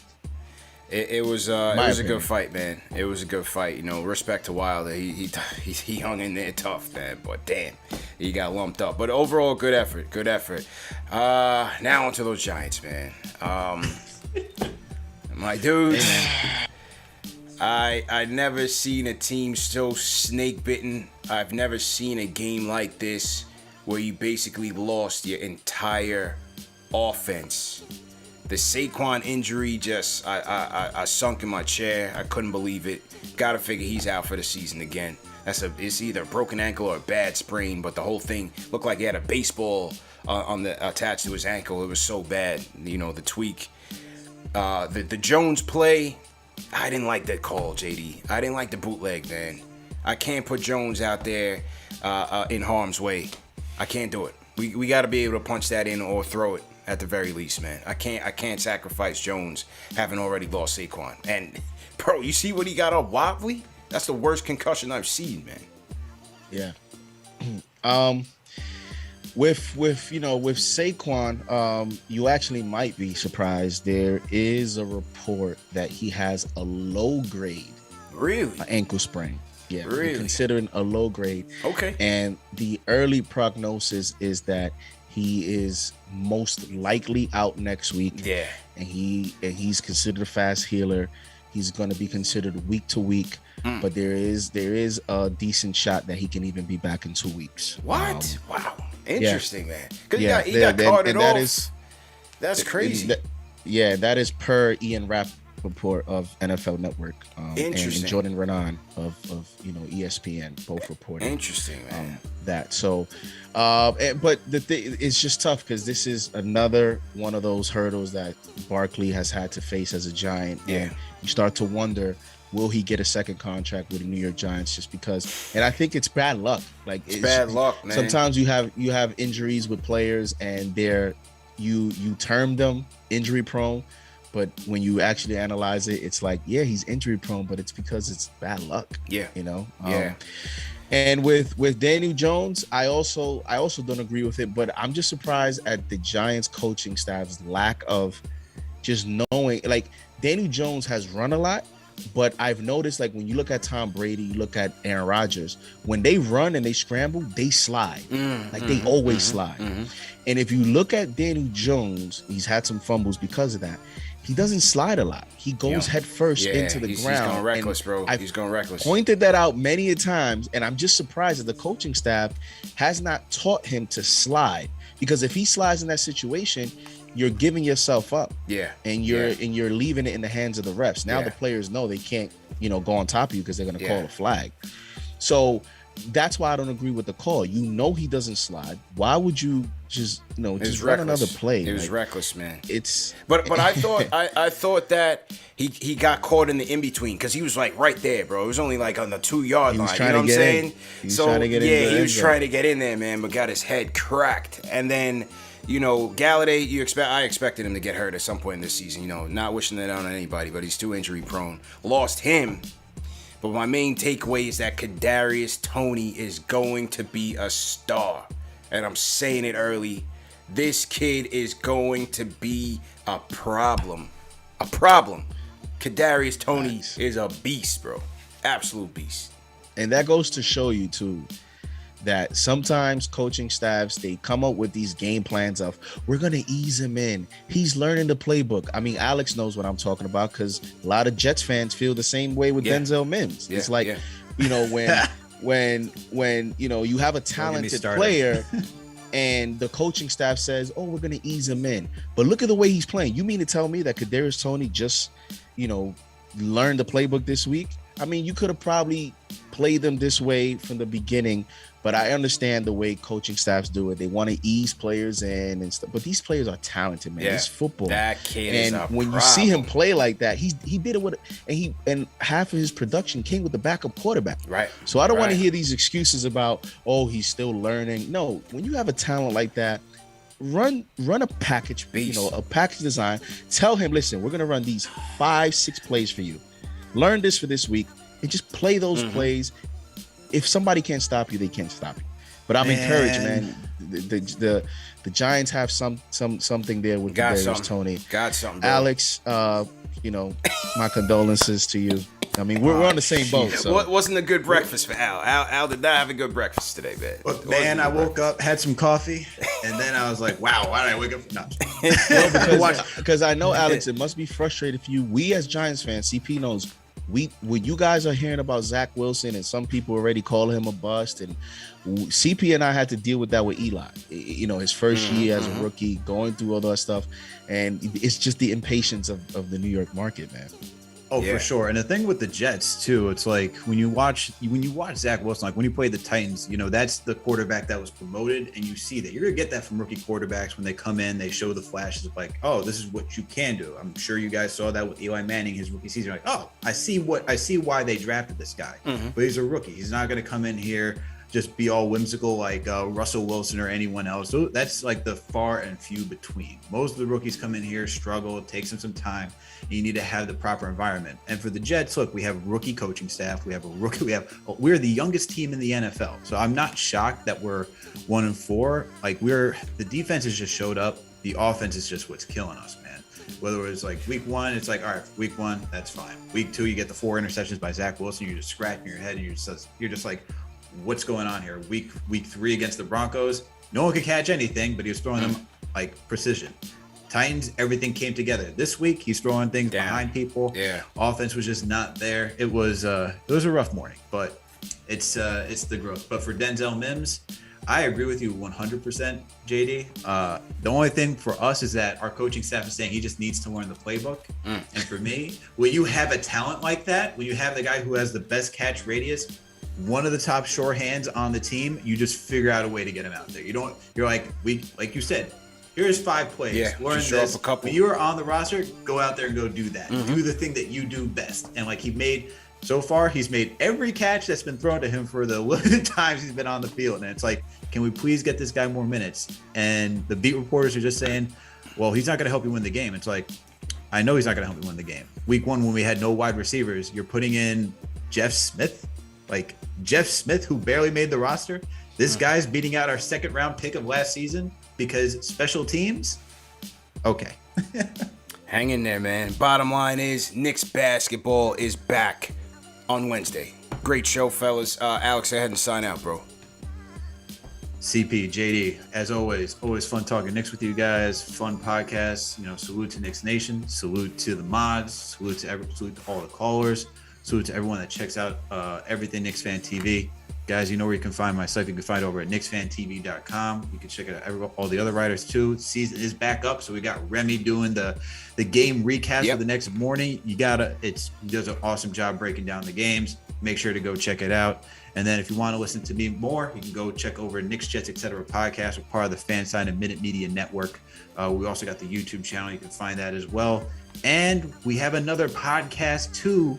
Under this Knicks, Jets, etc. We got Winning Picks Weekly. That podcast is also part of the Fan Sign and Minute Media Network and Bet Sided. So that one you can go check out John and our video producer Greg. They also do they do betting. They give you the weekly slate for the NFL. They're going to do some NBA stuff. As of right now, John's leading with over 50% of his bets coming true. His futures are looking pretty good, so go check that out. Great job, man. JD. As always, want to give a shout out to the mods for helping us deliver a great show. Everyone else in the chat, the fans, KFTV fans, Alex, CP. 10 days, man. 10 days. Can't wait for that. I can't wait for that opening show, CP. Can't wait for opening, that pregame show. It's going to be an amazing day for Knicks Fan TV. End-to-end coverage. End-to-end. October 20th. Make sure you guys don't miss that. Make sure that you guys, I think I just posted it. CP's the franchise, his Twitter account. If you don't, make sure you hit that follow. That's right. Make sure you hit my guy's Twitter. CP has his CP the franchise Twitter account, so make sure that you follow that. I'm JD Sports Talk on Twitter, JD Sports Talk NY, and on YouTube JD Sports Talk. And let's go, man. Can't wait for the next show. Can't wait for the next preseason game. Can't wait, man. Great show as usual, fellas. And salute to everybody in the chat once again. Make sure you guys hit that like button on your way out. Hit that thumbs up button. Break the YouTube algorithm. Let them know this is the #1 show for the fans by the fans. As JD said, the CP the franchise Twitter account has been made. I'm leaving KnicksFanTV on Twitter. So for that, we're just going to be posting, regular content, usual content, but I'll be posting more of my personal thoughts, opinions, things of that nature on Knicks sports and everything on the CP the franchise Twitter account. So make sure you guys go there and follow it. Remember, the show's available in audio podcast format as well. All the major podcast platforms. You can go to KnicksFanTV.com to find the show links for tonight's show. Shout out to the replay gang whenever you guys end up watching the show. And we will see you guys Wednesday night, post-game live